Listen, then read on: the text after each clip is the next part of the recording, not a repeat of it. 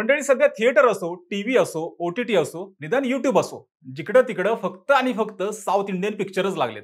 काही म्हातारे झालेले, काही जबरदस्त ॲक्शन स्टार्स आहेत, काही रापशिक पर्सनॅलिटीचे, तर काही उगाच वैरिण्याच्या चिपाडासारखे. पण विलनला मार देण्यात आणि जमिनीवर आपटून टप्पा उडवण्यात ह्यातलं कोणीच कमी नाही. टीव्ही लावला की आज काय गौर गँगस्टर, आज काय एक राजा नंबर 1, आज काय ये आज का वो जीने नहीं दूंगा, मार ही डालूंगा अशा नावाचे हिंदी डब साऊथ सिनेमे. यूपी बिहारची जनता या पिक्चरांवर पाक तुटून पडती. तामिळचे रजनीकांत, थलपती विजय, कमल हसन, अजित, सूर्या, चिया विक्रम, विजय सेतुपती ते तेलुगूचे अगदी पवन कल्याण, चिरंजीवी, अल्लू अर्जुन, रामचरण, ज्युनियर NTR सगळे हे सुपरहिट आहेत. मल्याळमचा तर तोराच वेगळा. मोहनलाल, मामोटी, दुलकर सलमान ते फहाद फासिल सगळे एकापेक्षा एक कातील आहेत. तिकडे कन्नडमध्ये शिवा, राजकुमार, दिवंगत पुनीत राजकुमार आणि यश यांची चलती. सगळे क्लास ऍक्टर. पण या सगळ्या गर्दीत बारीक चिपाडासारखी अंगगाठी असून सुद्धा नेहमी उठून दिसला तो मारी भाई उर्फ धनुष, जो कधी डॉन बनतो तर कधी रोमॅन्टिक हिरो बनतो, कधी राजकारणी बनतो तर कधी सामाजिक विषयावर सिनेमे बनवून लोकांना जाग करतो आणि संधी आली की मारधाड मसाला फिल्मचा बॅकलॉग सगळा भरून काढतो. धनुष साऊथ मध्ये हिटच आहे हो, पण त्यांनी हिंदीत रांजनामध्ये साकारलेला निरागस कुंदनला कोण विसरेल. बाकी आसुरन, कर्णन या फिल्म्स म्हणजे त्याच्या करिअरच्या अगदी माउंट एव्हरेस्ट. धनुषच्या अभिनयाच्या पट्टीला मोजमाप नाहीये. त्याला कोणतंही पात्र द्या, तो ते खतरनाकच करतो. पण असा वारा आलं तर उडून जायला अशा अंगगाठी असणारा हा पोरगा गेल्या काही दशकापासून चेन्नईच्या तामिळ फिल्म इंडस्ट्रीवर कसा काय राज्य करतोय. तो फिल्म लाईनमध्ये कसा आला, त्याला त्याच्या लुकमुळे स्ट्रगल करावा लागला का, सध्या धनुषच्या कामाची हॉलिवूडला का बुरळ पडली आणि रजनीकांतच्या पोरीसोबत लग्न ते अगदी डिवोर्स पर्यंत नेमकं काय प्रकरण आहे, सगळं सविस्तर जाणून घेणार आहोत. त्यासाठी हा व्हिडिओ शेवटपर्यंत नक्की पहा. नमस्कार, मी विकी आणि तुम्ही पाहताय विषयच भारी. मंडळी, तुम्हाला व्हाय दिस कोलावरी हे गाणं आठवत असेलच की हो. त्या गाण्यात असणारा एक कोवळा पोरगा तेव्हा कोण आहे म्हणून सगळीकडे चर्चा करू लागली होते. तेव्हा इंडस्ट्रीत मग चर्चा अशी झाली की हा धनुष नावाचा पोरगा आहे, जो तेव्हा काही फिल्म्स मधून काम करतोय. मात्र ही चर्चा झाली ती भारतभर, पण धनुष तर 2002 पासून काम करत होता. आता वाय दिस कोलावरी या गाण्यामुळे संपूर्ण देश धनुषला ओळखतो. असं असलं तरी धनुष हे त्याचे चित्रपटांमधले वापरले जाणारे नाव आहे, पण त्याचे संपूर्ण नाव व्यंकटेश प्रभू कस्तुरी राजा असं आहे. तमिळ सिनेमासृष्टीतील सुप्रसिद्ध दिग्दर्शक आणि निर्माते कस्तुरी राजा यांचा धनुष हा मुलगा आहे. साऊथमध्ये ही एक प्रथा आहे की टोपण नावे अभिनेत्यांना दिली जातात. आता अभिनयासोबत धनुष गायन, गीत लेखन, दिग्दर्शन देखील करत असतो. आता त्याने काही चित्रपटांची निर्मिती देखील केलेली आहे. धनुषला लहानपणी शेफ किंवा मरीन इंजिनियर व्हायचं होतं. 12वी मध्ये नापास झाल्यामुळे त्याने डिस्टन्स लर्निंगद्वारे पुढचं शिक्षण घेतलं. 2011ला जरी त्याला भारतभर प्रसिद्धी मिळाली तरी मंडळी धनुष 2002 पासून कॅमेऱ्याच्या समोर होता. त्याचे वडील हे निर्माते होते, त्यामुळे धनुषला चित्रपटातले सगळे बारकावे माहीत होते. त्याचा भाऊ सुद्धा पटकथा लेखक आहे. मात्र एवढं सगळं जरी असलं तरी अभिनेता म्हणून धनुषला सिद्ध व्हायला खूप काळ गेलाय. धनुष 2002 साली पहिल्यांदा कॅमेरा समोर आला. अगदी 2002 मध्ये थुलावातो इल्माई या सिनेमामध्ये प्रमुख भूमिका करून त्याने करिअरच आपल्या श्री गणेशा केला. आता या चित्रपटाला प्रेक्षकांनी पसंती दिली, समीक्षकांनाही त्याचं कौतुक केलं होतं. सेल्वा राघवन याने दिग्दर्शित केलेल्या कादल कोंदेन या चित्रपटामध्ये मानसिकदृष्ट्या अस्थिर असलेल्या मुलाची व्यक्तिरेखा धनुषने साकारली. आता या चित्रपटातील अभिनयाने धनुषने समीक्षकांची मने सुद्धा जिंकली. हा चित्रपट धनुषच्या कारकिर्दीचा एक टर्निंग पॉइंट ठरला होता.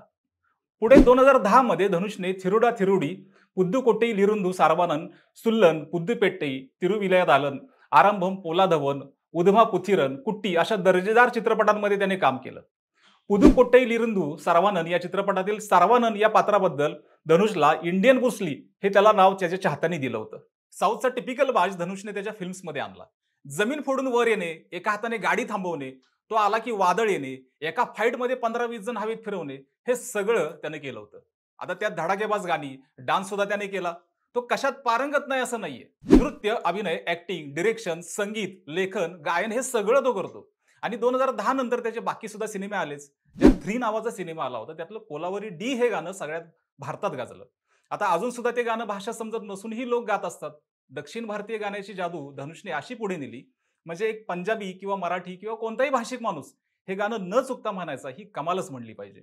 आणि धनुष सुद्धा आधी इतक्या फिल्म्स करून भारतभर पोहोचला नव्हता, ते या गाण्याने तो पोहोचलाय. त्यामुळे धनुष आता सर्व भारतीयांचा परिचित झाला. पुढे त्याचा 2015ला मारी नावाचा सिनेमा आला आणि त्यातला खतरनाक पण कॉमेडी वाटणारा आणि तितका स्ट्रिक्ट म्हणजे मारी भाई त्याने साकारला. तो तर इतका लोकांना अपील झाला की लोकांनी थेट त्याच्यासारखी स्टाईलच करायला सुरुवात केली होती. कोण त्याच्यासारखं लुंगी घालतंय, कोण त्याच्यासारखा मारीचा गॉगल घालतंय, कोण मिशी व हेअरकट तसा ठेवतंय, कोण त्याच्या स्टाईलमध्ये गाडीवर बसतंय, तर कोण लुटुपुटूच्या भांडणात पण मारी स्टाईलमध्ये जीभ दाताखाली ठेवून काट डालूंगा असं म्हणतंय. मारी या सिनेमाने दक्षिण भारतीय सिनेमाला ग्लोबल केलं. कारण धनुषने साकारलेली त्यातली डॉनची व्यक्तिरेखा ही खतरनाकच होती. अगदी मिशेवरून असा हात फिरवत, "क्या बोला रे? आपण इधर है, काट डालूंगा." ही वाक्य बोलताना त्याची हाताची स्टाईल, स्लो मोशनमध्ये त्याची होणारी एंट्री आणि मागे वाजणारं खतरनाक असं बॅकग्राऊंड म्युझिक यामुळे धनुष भारतभर पोहोचला. आता त्यातली गाणी, डान्स यामुळे तर त्याचं नृत्य कौशल्यही त्यातून दिसलं होतं.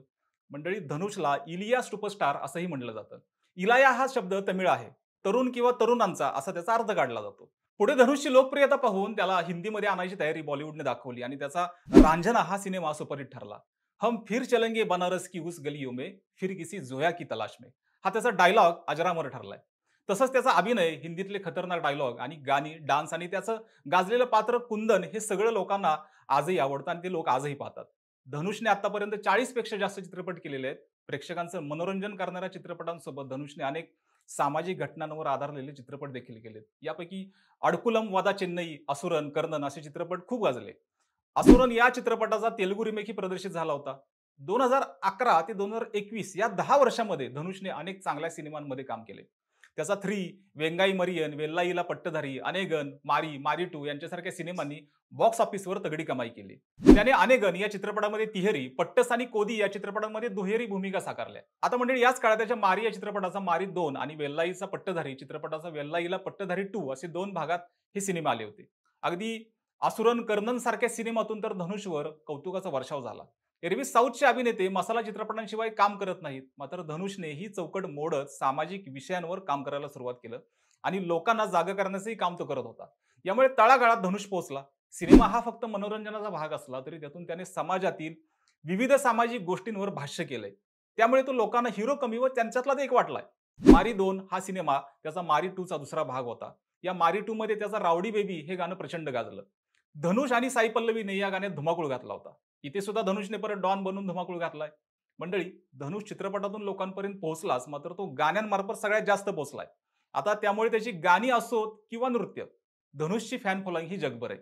अनिरुद्ध रविचंद्रन हा थ्री या चित्रपटाचा संगीत दिग्दर्शक आहे. या चित्रपटातील वाय दिस कोलावरी डी हे गीत 2013 मध्ये प्रचंड लोकप्रिय झालं. आजच्या भाषेत म्हणायचं तर व्हायरल झालं होतं. आणि हे गीत धनुष याने गायले. तसेच वाय दिस कोलावरी डी धनुषने लिहिलं सुद्धा आहे. हे फार कमी लोकांना माहिती आहे. त्याने आतापर्यंत 40च्या वर गाणी लिहिली आहेत. 30 ते 35 गाणी धनुषने स्वतः गायली आहेत. आणि 2018 मधील सर्वात लोकप्रिय गाण्यांपैकी एक गीत म्हणजे रावडी बेबी. त्यातले हे रावडी बेबी हे गाणं धनुष आणि धी या दोघांनी मिळून गायलेले. आता यातच मंडळी त्याच्या डुप्लिकेट्सची तर एक वेगळीच दुनिया आहे. हे झालं त्याच्या सिनेमाबद्दल. पण अवॉर्ड्स मधून सुद्धा धनुषने कमाल केली आहे बरं का. 2011ला त्याला राष्ट्रीय पुरस्कार मिळाला. अडू कलम या सिनेमासाठी त्याने राष्ट्रीय पुरस्कार पटकावला होता. तसेच 67व्या राष्ट्रीय चित्रपट सोहळ्यात तो सर्वोत्कृष्ट अभिनेता ठरला. आजवर विविध चित्रपटातून त्याला 40च्या वर अवॉर्ड मिळालेले आहेत. त्यात राष्ट्रीय पुरस्कारांचा देखील समावेश आहे. आणि नॉमिनेशन्स तर हे 40च्या आसपास आहेत. त्यामुळे धनुष हा कसलेला अभिनेता आहे हे वेगळं सांगायला नको. पुढे हिंदी त्याचा अतरंगी रे हा सिनेमा आला. त्यानंतर कॅप्टन मिलर, रायन, सर, वाती सारखे सिनेमे आले आणि धनुषचा अभिनय नेहमीच खुलत गेला. तो सहज अभिनय करतो. तो ते कॅरेक्टर साकारताना तुमच्या आसपासचा वाटतो. त्यामुळे फक्त दक्षिण भारतच नाही तर संपूर्ण भारतात धनुषचे चाहते वाढलेत. रजनीकांतच्या मुलीसोबत त्याचं लग्न झालं तरी स्वतःच्या ताकदीवर आणि रजनीकांत याच्या वलयाचा कसलाही आधार न घेता त्याने आपलं काम चालू ठेवलंय. दक्षिण भारतीय सिनेमासृष्टीत त्याने जो ट्रेंड चालवला त्यानंतर कितीतरी जणांनी धनुषला फॉलो केले. त्याच्यामुळे संगीतकार अनिरुद्ध सुद्धा टॉपला पोहोचला, जो आता इंडियाचा हायेस्ट पेड म्युझिक डायरेक्टर आहे. 2004ला त्याने रजनीकांत यांची मुलगी ऐश्वर्याशी लग्न केलं. पण लग्नाच्या 18 वर्षानंतर म्हणजे 2022 रोजी ते वेगळे झाले. सध्या धनुष फक्त त्याच्या करिअरवर फोकस करतोय. त्यामुळे दक्षिण भारतीय चित्रपट सृष्टी धनुषकडे अनेकदा आशेने पाहते. आता यातच तो हिंदीतही काम करतोय. नुकतीच ओम राऊतने त्याला घेऊन अब्दुल कलाम यांच्यावर सिनेमा करणार असल्याची घोषणा केली आहे. तसंच सध्या तो नागार्जुन सोबतचा कुबेरा नावाचा एक हिंदी सिनेमा करतोय. धनुष हे नाव आता जगभर पोहोचले आणि ते अजूनही पोहोचत राहील. तेव्हा मंडळी धनुषच्या एकूणच प्रवासाबद्दल तुमचं काय मत आहे? तुम्ही त्याचे कोणते सिनेमे पाहिलेत? तुम्हाला त्याच्या सिनेमातला कोणता डायलॉग आवडतो? त्याची गाणी कोणती? आम्हाला कमेंट करून निश्चित सांगा. तसेच विशेष भारीला सबस्क्राईब करायला विसरू नका. आणि हा व्हिडिओ जर तुम्ही Facebookवर पाहत असाल तर विशेष भारी FB या Facebook पेजला देखील फॉलो करायला विसरू नका. धन्यवाद.